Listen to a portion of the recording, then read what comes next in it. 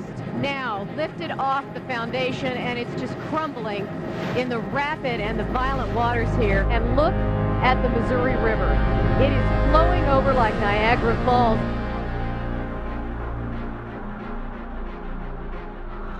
The entire Chesterfield Valley has filled up with 4 to 6 feet of water.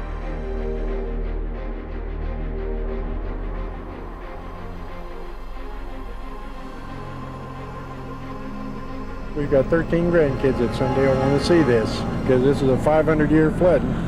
We won't see another one like it in our lifetimes or theirs.